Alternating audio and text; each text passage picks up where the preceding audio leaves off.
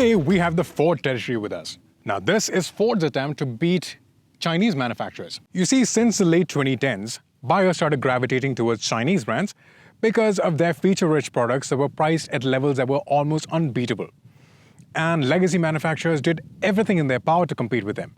But it often meant that they were eating into their margins. So Ford realized that the best way to beat them is to join them. So they teamed up with their partner in China, the Jiangling Motors Corporation, and launched this. You see, on paper, this is the perfect solution. It's an aggressively priced SUV that offers a whole lot of features and comes with the same practicality that people expect from the brand. However, this badge carries a long history, and with that comes expectations of reliability and trust. And oftentimes when manufacturers step out of their comfort zone in a rush to adapt, that's the first thing that takes a hit. So, did Ford sell its soul to the devil with the territory? Let's find out.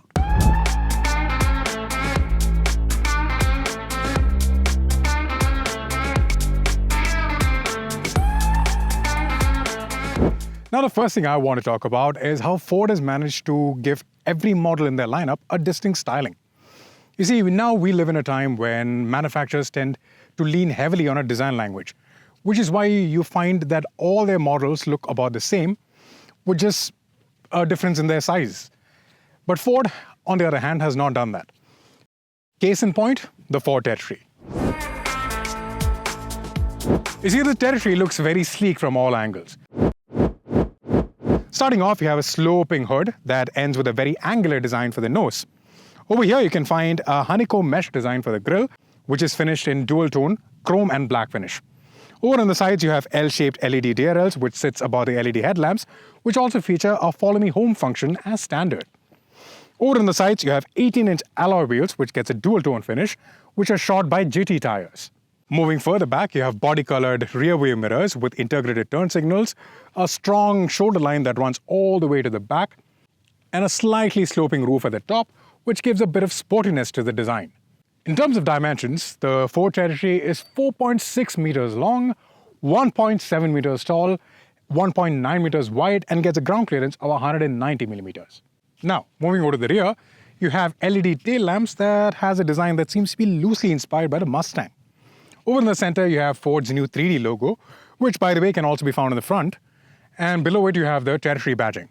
And that's about it. It's a very minimalist design.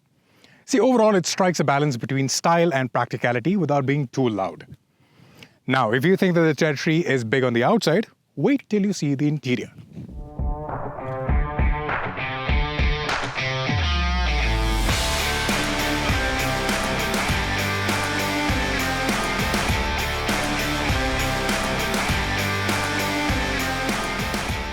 So once you sat inside the car, the first thing you would notice is how airy the interior feels. And that's thanks primarily to these large windscreens and these thin A-pillars. So when you're driving, your vision is not really blocked, which is what you want in an SUV, isn't it? So the dashboard gets a faux leather finish at the top and a pseudo leather finish at the bottom. You also get brushed aluminum finish beneath the AC vents and some other places of the dashboard lining as well. So overall, the interior does feel quite premium. Now this brings us to the key point. See, the model that we are testing now is not the top-of-the-line variant, like we usually do.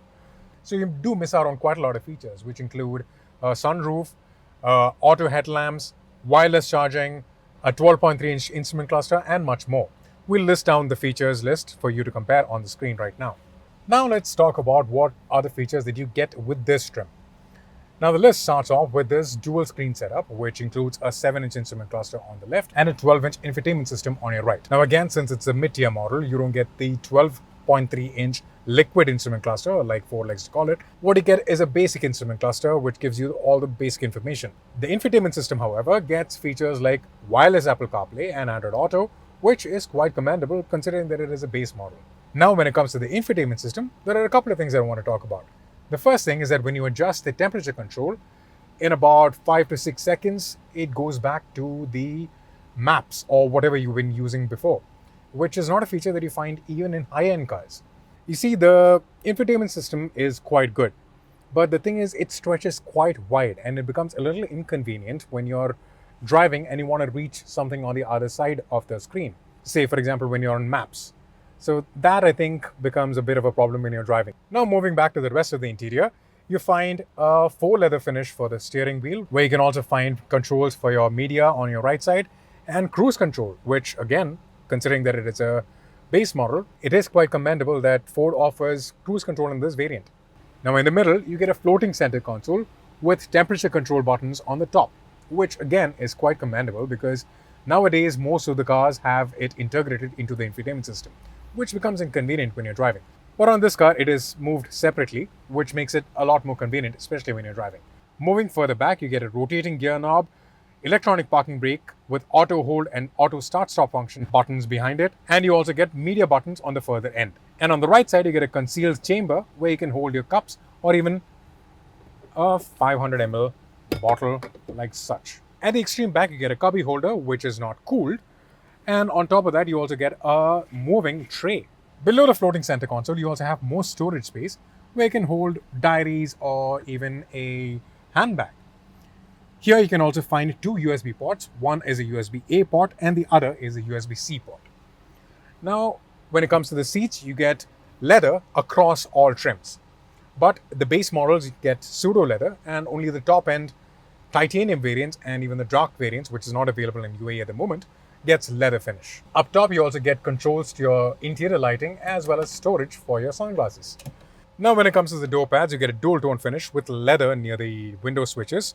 And below that, you can find space to store bottles or other accessories. But unfortunately, even though it might store a traditional 500 ml bottle, but if you have a wide bottle, it is not too easy for it to fit in there. And that's pretty much it when it comes to the front end.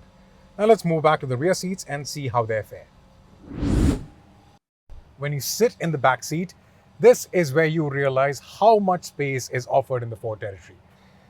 See, with the driver's seat adjusted to my driving position, I have enough leg room, and I can also stretch my legs to make myself a bit more comfortable. In terms of practicality, you get two AC vents, two USB-C charging ports. Unfortunately, you can't adjust the AC vents from here. You also get storage behind the front seats and a door cubby wide enough to hold even a wide 500 ml bottle. You can also make yourself a little bit more comfortable thanks to these retracting rear armrests, and these headrests are also pretty supportive, which also reminds me, at the front, the headrests are quite supportive as well, which I found to be better than most high-end models. Coming back to the rear seats, the seats are comfortable on its own, so I'm assuming long drives would not be a problem. When it comes to the material, it's the same material as you get in the front seats, which is pseudo leather. And you also get a dual tone finish here as well.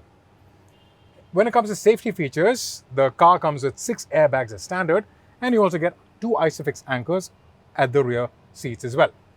Now let's try and see how big the boot is. Now this is where the practicality side of the Ford territory reaches its heights. Because when you open the non-automatic tailgate, which is again non-automatic because it's a mid-tier model, you get 448 liters of space, which can be expanded up to 1,422 liters by folding down the rear seats, which in my opinion is more than sufficient for an average Joe. So that's a bold tick mark in terms of practicality for the Ford territory.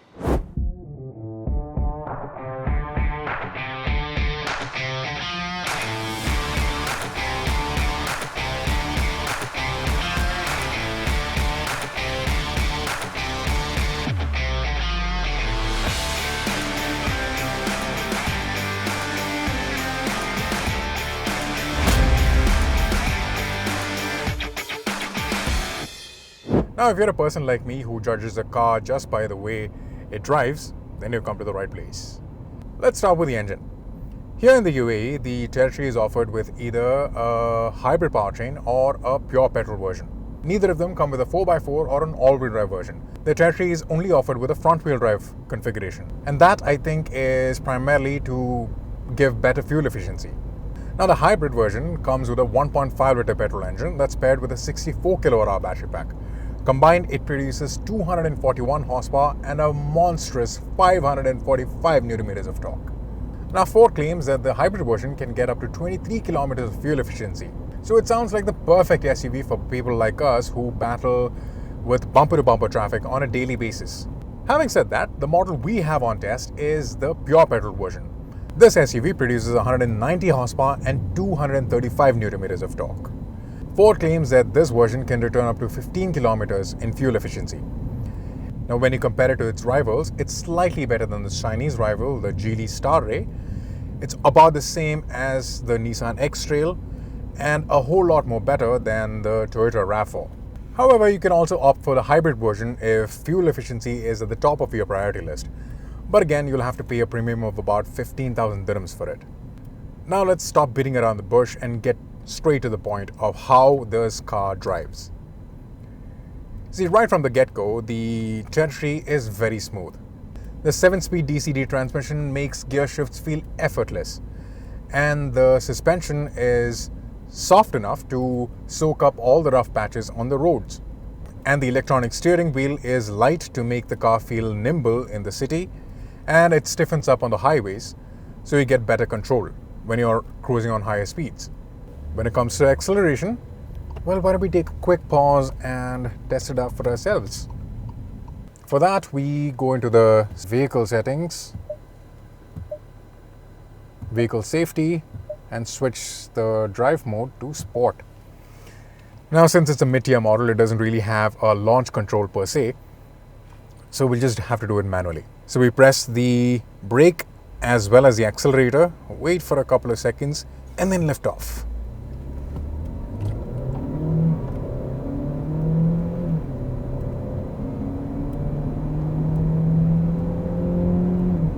Alright, that was 100. So though the company claims that it can do a 0 to 100 sprint in about 8.5 seconds, we've just timed it to be more than 10 seconds. And when we try to accelerate, the car felt hesitant to do it. It really didn't feel at home doing all that testing, So that kind of demonstrates how the acceleration feels in real life, doesn't it? However, when you're on triple-digit speeds, you do feel a bit of road vibration coming through your steering. But at lower speeds, it feels planted around the corners, and there is very little to none of body roll that can be felt. So if you're the sort of person who wants an SUV for your daily commutes and to run your errands, then I think that the Tetri should definitely be on your list of options. But if you're the sort of person who doesn't think driving is a task, then I might have a couple of points that might double guess your investment. You see, like I mentioned in the start of the video, a car that's built strong gives better stability at higher speeds. But when you're in the driver's seat and you look over and you see the hood vibrating at higher speeds, that can cause a tad bit of concern. And then comes the whole feel of driving a Ford. You see, for me, American cars are strong and rugged. It gives you that sense of rebelliousness and the freedom from the norm. This car feels more functional and utilitarian to me. But again, from a sales and operational perspective, it makes sense. You see, Ford had to adapt to the change in the market. And at the end of the day, the brand has to make a profit. So if you look at the Tetri objectively, there are a lot of aspects, even at first glance, to fall in love with. The car offers ample amount of space, the ride quality is great, and it has a no drama approach to driving. There are some features in the Tetri that I haven't seen in higher end cars either, like the blind spot monitor, for example. It gives you a different chime depending on how close the car behind you is. And with the higher trims, you can get more tech that'll make your everyday life behind the wheel a whole lot more easier. You see, at the time of filming, the Tetri is the most affordable car in Ford's portfolio, with a starting price of 115,000 dirhams. And looking at the sheer number of Tetris on the road, it seems like Ford has managed to find its audience. You see, it's cars like this that allows the brand to offer us cars like the Mustang Dark Horse or the trucks from the Bronco series. And for that reason, I respect the Tetri. You see, if you're still on the fence about buying the Tetri, how about you just rent it from the self-drive app? See, with the ongoing offers, it works out cheaper than having to buy it. So that way you can test it and see if it fits your lifestyle and your taste before having to invest your hard-earned money on it.